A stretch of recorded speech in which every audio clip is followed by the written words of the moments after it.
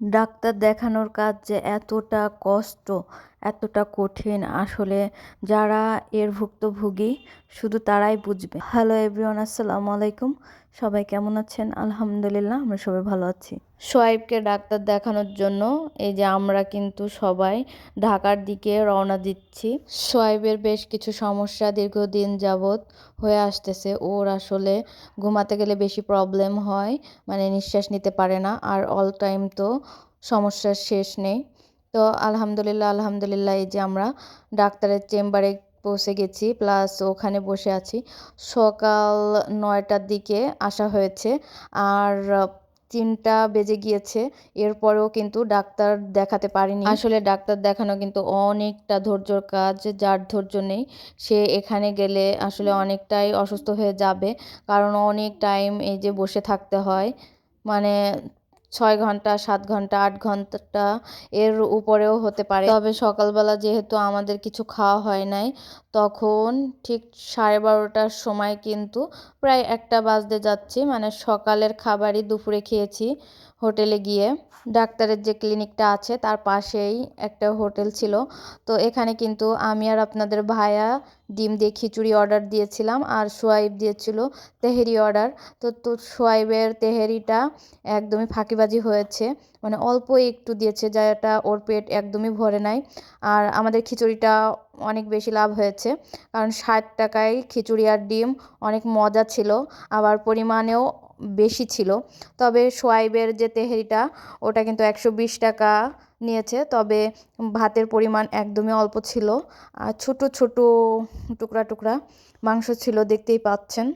এরপরে আমার খিচুড়ি থেকে আর আপনাদের ভাইয়ার খিচুড়ি থেকে কিন্তু অল্প অল্প করে সোয়াইবকে দেওয়া হয়েছে, পরে সোয়াইব কিন্তু ওটা দিয়ে খেয়ে নিয়েছে। তো খাবার শেষ করে কিন্তু আমরা বাহিরে গিয়ে এই যে ছিমির বিচিটা আছে এটা কিনে নিয়েছি। ওটা কিন্তু খেতে অনেক মজা। আর যে হসপিটালে সোয়াইবকে দেখাচ্ছিলাম ওর পাশে কিন্তু একটা ক্যান্টিন আছে, তো সেখানে এই যে গরম গরম কফি পাওয়া যাচ্ছিল, যেহেতু অনেক লং টাইম এখানে বসে থাকতে হয়েছে। তো আমরা কিন্তু কফি অর্ডার দিয়ে কফি খাচ্ছিলাম বসে বসে। তো কফিটা অনেক মজা ছিল। আর এই যে টিভির স্ক্রিনে যাকে দেখতে পাচ্ছেন এই ডাক্তারকেই কিন্তু সোয়াইবকে দেখাতে এসেছি, এই যে ইনি। তবে আগে কিন্তু পরীক্ষা নিরীক্ষা করতে হবে, তারপরে উনি পরে ডেট দিয়ে তারপর দেখবে। আর এই ডাক্তারের নাম হচ্ছে বাসুদেব কুমার সাহা।